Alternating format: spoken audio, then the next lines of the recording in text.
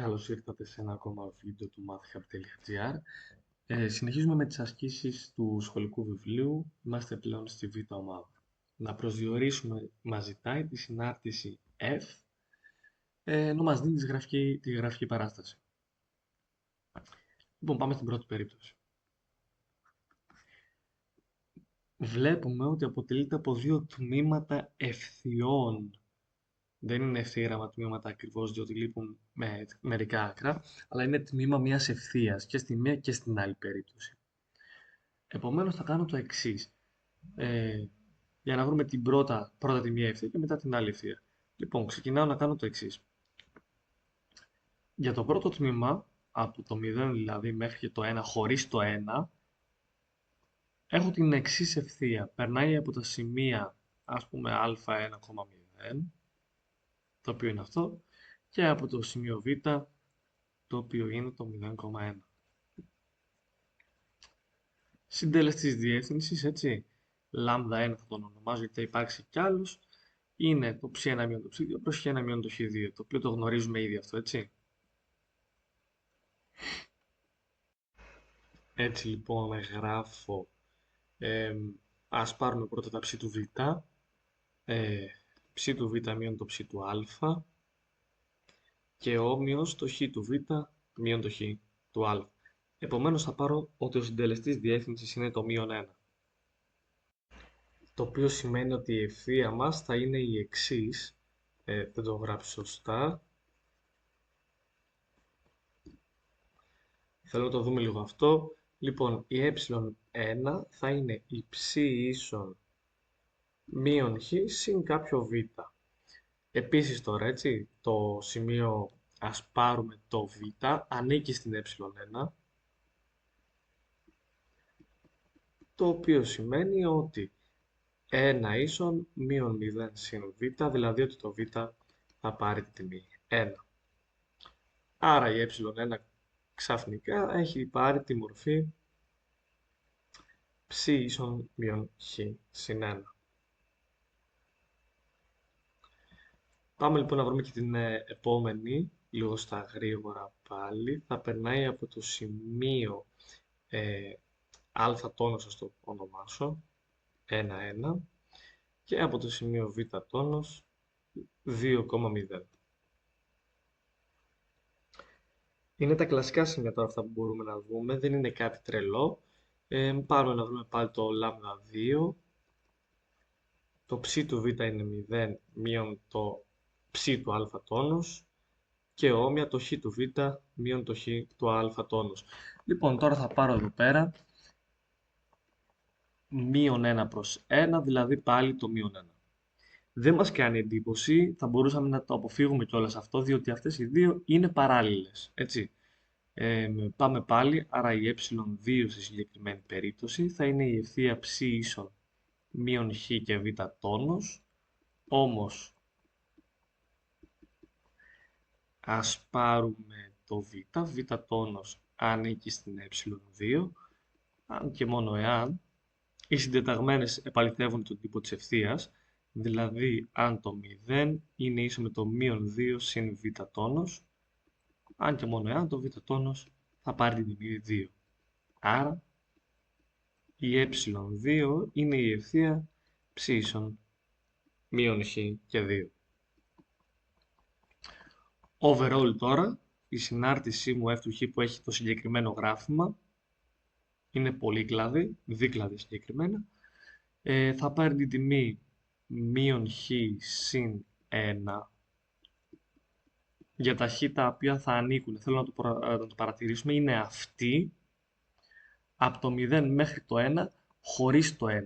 Και λέω χωρίς το 1 διότι έχει κυκλάκι στο 1, άμα το δούμε.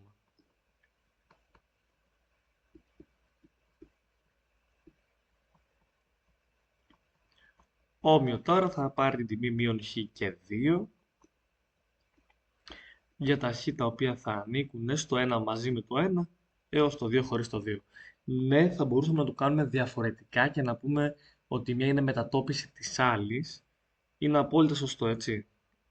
Απλά το λέω για να το ξέρουμε. Σβήνω λοιπόν και πάμε στη δεύτερη περίπτωση.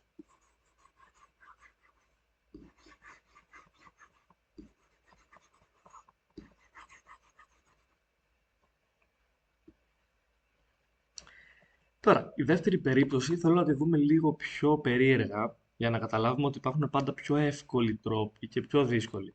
Μπορούμε να ακολουθήσουμε την ίδια μεθοδολογία με τις ευθείες και στο συγκεκριμένο. Παρ' όλα αυτά θα προτιμήσω κάτι διαφορετικό. Ακριβώς αυτό μου θυμίζει κάτι με την απόλυτη τιμή. Εντάξει, η απόλυτη τιμή θα περνούσε από το 1-1, αυτό περνάει, αν το σκεφτούμε λίγο πιο κάτω, εδώ ας πούμε, θα περνούσε από το -2 εδώ και στο 2 θα συνέχιζε να υπάρχει. Δηλαδή θα είχαμε αυτό. Αυτό άμα το παρατηρήσετε, είναι η μείον απόλυτη τιμή, επειδή η απόλυτη τιμή έχει το συγκεκριμένο γράφημα που σχηματίζω αυτή τη στιγμή με τον κέρσορα,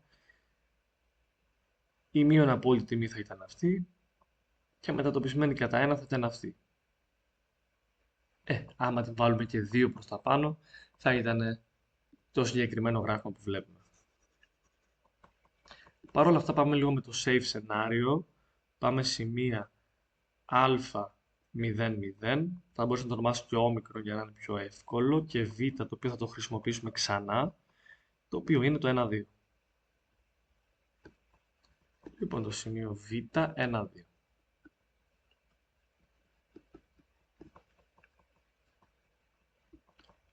Συντελεστής διεύθυνσης λάμδα 1, 2 0, 1 0, δηλαδή 2. Η ε1 θα είναι η ψ ίσον 2χ, τι να πούμε, συν β πάλι. Όμως το σημείο 0, 0 ανήκει στην ε1 με αποτέλεσμα 0 ίσον 0 και β, άρα το β ίσον το 0. Τελικά η ε1 είναι η ψ ίσον 2χ. Πάμε λοιπόν για την άλλη. Έχω ότι το β είναι το 1,2 και το γ σημείο θα είναι το 2,0. Πάμε πάλι στην τελεστή διεύθυνσης. Ας πάρουμε το β πρώτα τώρα. 2 0, 1 2. 2 προς -1, -2. Η ε2 είναι η ψ ίσον -2 και β. Όμως το σημείο, ας πάρουμε το γ,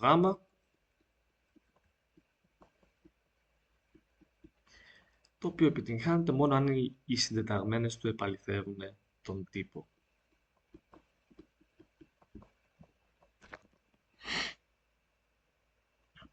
Β' σας το ονομάσουμε. Τι μας λέει το σημείο γ 2,0, ότι θέλω το ψ να το βάλεις 0 και το χ να το βάλεις 2.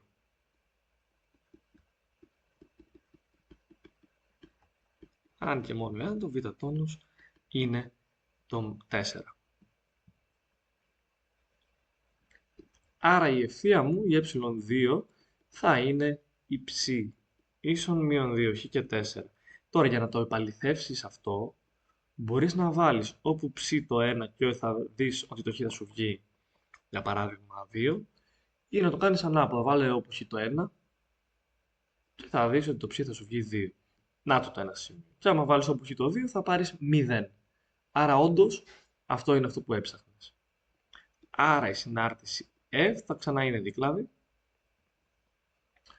Θα είναι η μία ευθεία που βρήκαμε, δηλαδή η 2χ, για τα χ τα οποία ανήκουν από το 0 μέχρι το 1 μαζί με το 1 και το 0, και θα είναι η μείον 2χ και 4 για τα χ τα οποία ανήκουν από το 1 μέχρι το 2. Σβήνω και πάμε στην επόμενη περίπτωση.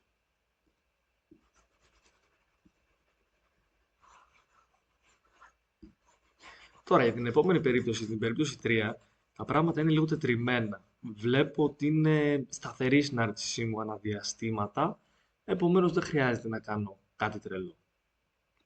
Θα πάω να γράψω κατευθείαν τη συνάρτησή μου.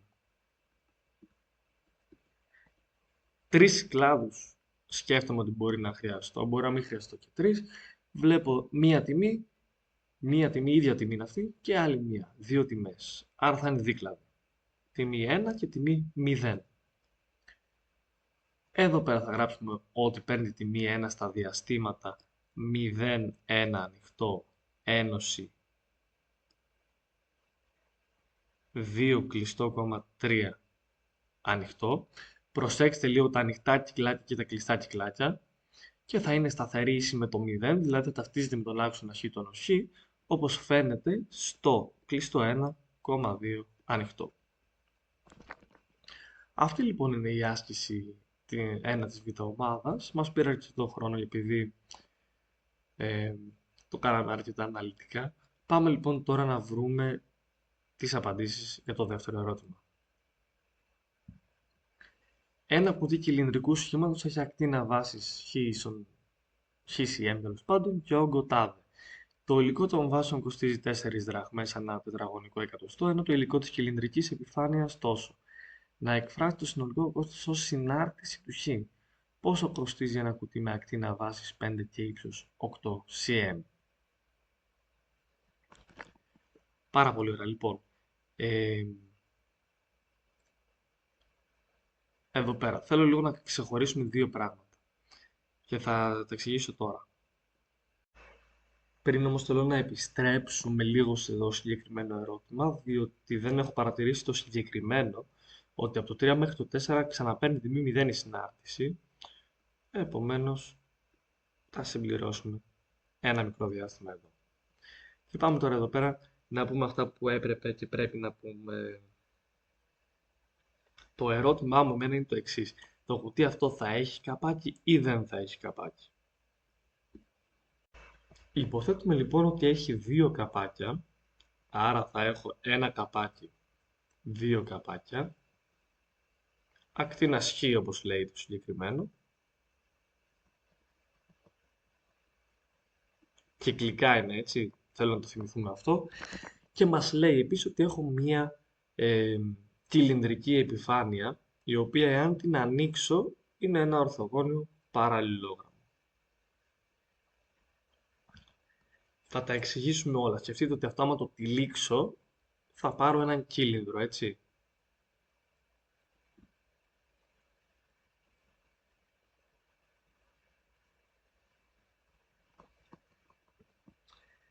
Λοιπόν, πάμε λίγο να εξηγήσουμε δύο πράγματα.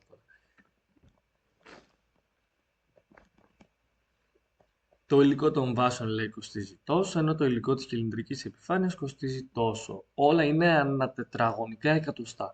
Επομένως θα πρέπει να βρούμε τα εμβαδά των δύο βάσεων, το εμβαδό του συγκεκριμένου χωρίου, δηλαδή της κυλινδρικής επιφάνειας, και να φτιάξουμε μία συνάρτηση. Λοιπόν, τώρα, εδώ πέρα έχω έναν κύκλο. Το εμβαδό του κύκλου εννοείται ότι μετριέται σε τετραγωνικά εκατοστά, είναι αυτό που θέλουμε δηλαδή, και ξέρω την ακτίνα. Επομένως, το εμβαδό από το ένα καπάκι θα βάλω, είναι ίσο με π επί ρ στο τετράγωνο, όπως συγκεκριμένα εδώ πέρα το ρ είναι το χ. Όμως έχω δύο καπάκια. Να το έχω απλά στο μυαλό μου αυτό θέλω, έτσι. Επίσης το χ πρέπει να παίρνει θετικές τιμές. Αλλιώς δεν θα έχω κύλινδρο. Και το εμβαδό της επιφάνειας είναι ίσο με το εξής. Αφού το συγκεκριμένο τμήμα περιστρέφεται γύρω από τον κύκλο, η συγκεκριμένη πλευρά του ορθογωνίου παραλληλογράμμου θα είναι ίση με την περιφέρεια του κύκλου. Δηλαδή 2π ρ. Άρα η μία του πλευρά είναι 2π ρ, όπου συγκεκριμένα εδώ πέρα η ακτίνα είναι χ, άρα έχω 2π χ. Και εννοείται το άλλο είναι το ύψος. Επειδή τώρα μας ζητάει μόνο συνάρτηση του χ, όπως και αυτό εδώ είναι συνάρτηση του χ, θα πρέπει και αυτό να είναι συνάρτηση του χ. Εδώ πέρα πολύ εύκολα μπορώ να βρω ότι το εμβαδό είναι h επί 2π χ, έτσι. Η μία πλευρά επί την άλλη πλευρά, στην πραγματικότητα. Όμως εγώ τι θέλω, θέλω το h να το γράψω σαν συνάρτηση του χ. Γιατί θέλω όλο αυτό να μην είναι συνάρτηση του h και του χ, θέλω μόνο του χ. Αυτό μου ζητάει η άσκηση. Θα πάω στο μοναδικό στοιχείο που μου δίνει, το οποίο είναι ο όγκος του. Πάμε λοιπόν τώρα να βρούμε τον όγκο γενικά του συγκεκριμένου κυλίνδρου. Θυμίζω το εξής. Ο όγκος του κυλίνδρου, ας τον ονομάσουμε V, είναι το εμβαδό της βάσης, άρα π επί χ τετράγωνο, επί το ύψος. Μας δίνεται εδώ πέρα για καλή μας τύχη ότι 628 είναι ίσο με π/χ τετράγωνο επί h. Δηλαδή, πάμε τώρα απλά να κάνουμε έτσι πράξεις και να απομονώσουμε το h. Εγώ θέλω να λύσω ως προς το h. Λοιπόν, το h τώρα εδώ πέρα φαίνεται ότι είναι ίσο με το 628 προς π/χ τετράγωνο. Μπορώ να διαιρέσω άφοβα με το χ τετράγωνο εδώ πέρα, διότι γνωρίζω ότι πρέπει να είναι θετικό. Πολύ σημαντική αυτή η παρατήρηση, έτσι, ότι δουλεύω μόνο για θετικά χ. Για μένα είναι και λυπές το να μην το γράψουμε αυτό. Επομένως, το εμβαδό του παραλληλογράμμου αυτού, του ορθογωνίου παραλληλογράμμου, είναι, όπως είπαμε, h του χ επί 2π/χ, δηλαδή είναι ίσο με 628 προς π/χ τετράγωνο επί 2π/χ. Θα φύγει το π με το π, το χ τετράγωνο με το χ και θα καταλήξω στο εξής συμπέρασμα. 628 λοιπόν επί 2 μας κάνει το εξής. Ας το κάνουμε βασικά. Το κάνουμε έτσι να το θυμηθούμε. 2, 8, 16, 4 και ένα το κρατούμενο 5 και 12, 1256. Επομένως θα πάρω 1256 προς τι έχει μείνει χ. Και το χ εννοείται ότι βασικά ότι τρέχει σε όλους τους θετικούς αριθμούς. Συνεχίζει. Overall τώρα, έτσι. Εγώ θέλω το κόστος. Εγώ έκανα την διάκριση ανά επιφάνεια επειδή έχει διαφορετικό κόστος. Η επιφάνεια δηλαδή των καπακίων, ας πούμε, με την επιφάνεια την κυλινδρική. Τώρα το συνολικό κόστος του χ, είναι το εμβαδό του καπακίου του χ 2 φορές, επειδή έχω 2 καπάκια, επί το κόστος που μας κάνουν οι βάσεις, το οποίο είναι 4 δραχμές. Συν τώρα το εμβαδό το υπόλοιπο που βρήκαμε, επί το κόστος της κυλινδρικής επιφάνειας. Τώρα αν θέλω να κάνω τις πράξεις μου λίγο καλύτερα, θα πάρω το εξής.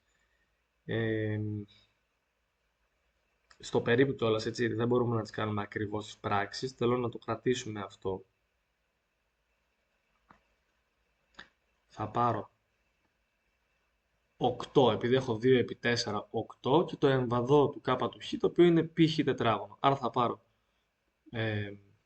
ότι το κόστος του χ είναι ίσο με 8 π/χ τετράγωνο, συν, τώρα άμα διαιρέσουμε το 1256 με το 4, θα σας πω και γιατί.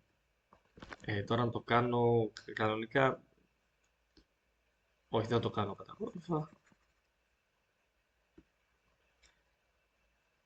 Θα σας πω μόνο ότι κάνουν όλα αυτά μαζί 1570. Τι σημαίνει αυτό, θα σας πω τώρα. Ότι 1,25 επί 1256 μας κάνει 1570. Δεν θα επιμείνω στις πράξεις, δεν αξίζει να επιμείνουμε στις πράξεις, τώρα μπορούμε απλά να τις κάνουμε και να μην χάνουμε χρόνο. Με το χ να είναι θετικό. Πάρα πολύ ωραία. Αυτή λοιπόν είναι η άσκηση μέχρι εδώ και μετά μου λέει πόσο κοστίζει ένα κουτί με ακτίνα βάσης 5 και ύψος 8 εκατοστών. Τα πράγματα εδώ πέρα είναι αρκετά απλά, θα έλεγα. Γιατί μπορούμε να υπολογίσουμε τα δύο έμβαδα και να τελειώνει εκεί πέρα η υπόθεση. Πάμε λοιπόν τώρα να το δούμε αυτό. Στην πραγματικότητα η άσκηση μας λέει εν μέσω πλήν σαφώς να χρησιμοποιήσουμε ότι το π είναι 3,14, διότι Εάν το χ είναι 5, τότε το h του χ από τη συγκεκριμένη σχέση για χ ίσον 5 θα γινόταν, μας κάνει το γράψω λίγο με άλλο χρώμα, θα γινόταν με το χ ίσον 5, έτσι, 628 προς π χ τετράγωνο, το οποίο μας κάνει 628 προς π επί 25. Κάνοντας τη συγκεκριμένη διαίρεση θα κατέληγα σε 25,12 προς π, και άμα πάρω το π να είναι ίσο με το 3,14, το οποίο δεν είναι, το επισημαίνω αυτό, θα μας έβγαινε ακριβώς η διαίρεση 8. Άρα, παίρνοντας ως δεδομένα αυτά, στην πραγματικότητα μου ζητάει να βρω το k του 5. Το οποίο είναι 8 επί 25 επί π, συν 1570 δια 5, τα οποία τώρα μας κάνουν το εξής. Για μένα, να ξέρετε, δεν θα τα χρησιμοποιούσα με αυτόν καθ' αυτόν τον τρόπο, διότι δεν το θεωρώ σωστό. Παρ' όλα αυτά, π επί 8, όπως το είδαμε και προηγουμένως με μια αντίθετη πράξη, δηλαδή άμα πολλαπλασιάσω με π την τελευταία ισότητα, θα πάρω ότι το 8π μας κάνει 25,12. Άρα θα πάρω 25,12 επί 25 συν την συγκεκριμένη πράξη, την οποία θα σας πω τώρα πώς θα την κάνουμε λίγο πιο εύκολη. Θα πολλαπλασιάσουμε με δύο αριθμητή και παρονομαστή. Εδώ πέρα θα πάρω 3.140 προς 10. Γιατί 1500 επί 2 μας κάνει 3.000 και 70 επί 2 μας κάνει 140. Συνολικά τώρα αυτό εδώ πέρα, επειδή δεν θα κάτσω να κάνω τις πράξεις μία προς μία, μας βγαίνει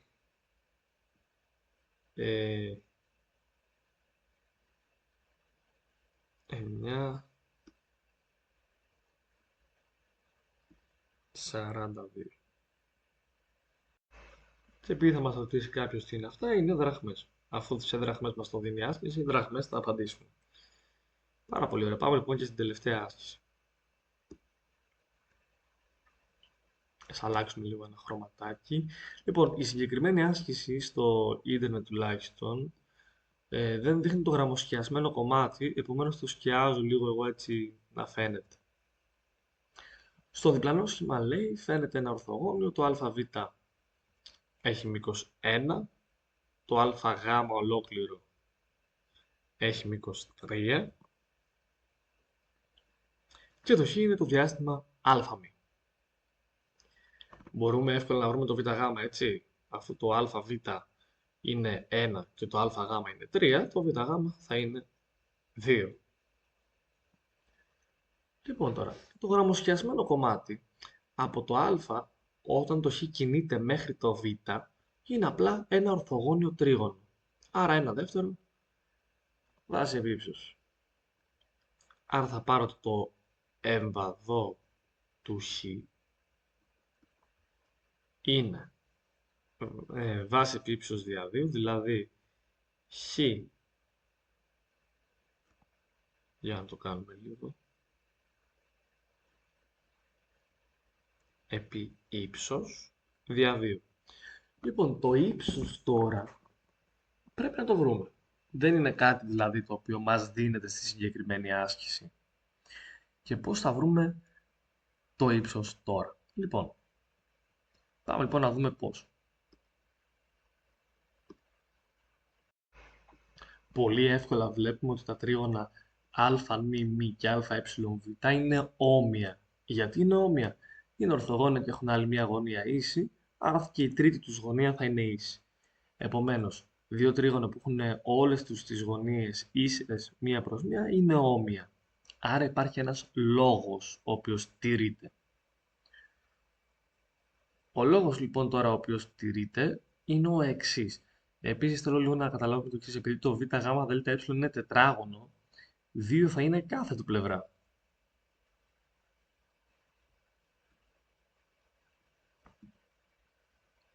Τώρα τα πράγματα ξεκαθαρίζουν λίγο.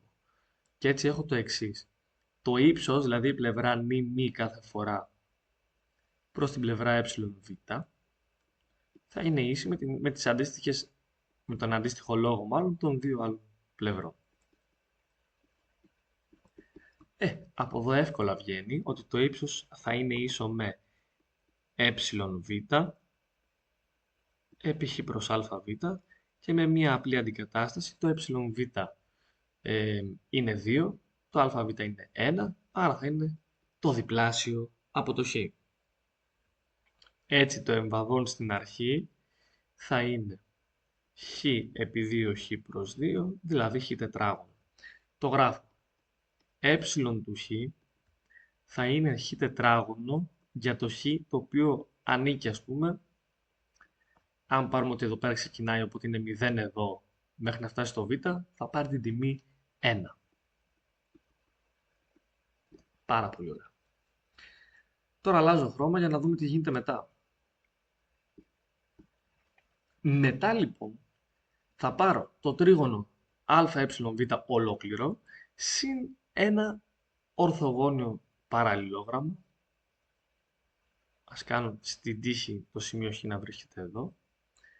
Ένα ορθογώνιο παραλληλόγραμμο, η μία του πλευρά αναγκαστικά θα είναι 2 και η άλλη του πλευρά τώρα θα είναι ένα μικρό τμήμα εδώ κάτω. Θέλω να δούμε το εξής. Από το α μέχρι το χ, σβήνω λίγο για να είναι πιο καθαρό. Ναι.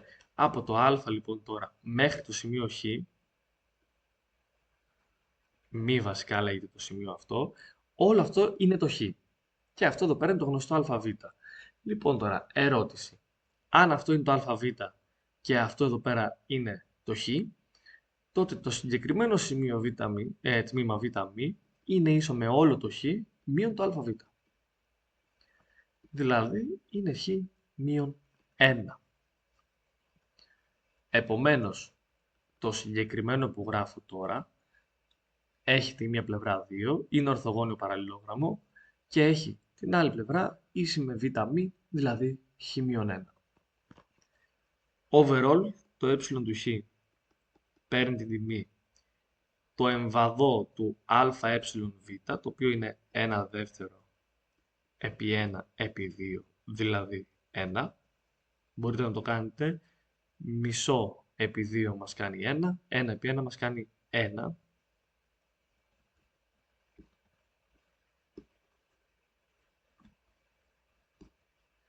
Συν το εμβαδό λοιπόν του καινούριου μου ορθογωνίου παραλληλογράμμου που έχω, το οποίο θα είναι ΕΒ, το οποίο είναι σταθερά και ίσο με 2, επί την άλλη πλευρά, την οποία την υπολογίσαμε σε χ μείον 1.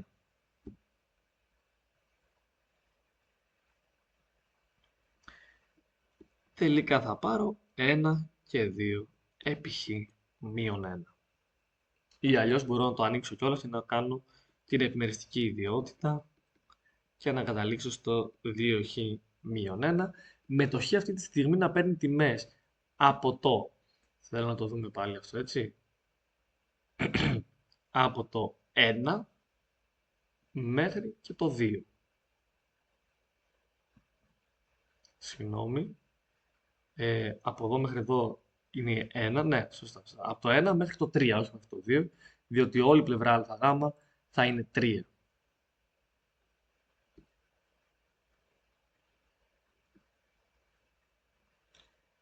Δεν νομίζω ότι είναι περίεργο το συγκεκριμένο. Τώρα στο 1 τα πράγματα είναι λίγο περίεργα θα έλεγα.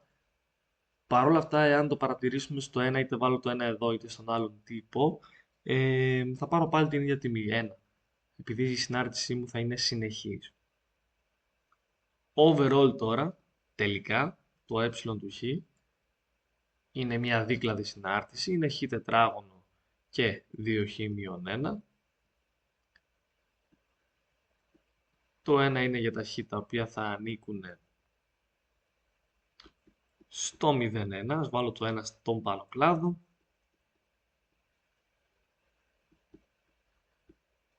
Πάρα πολύ ωραία.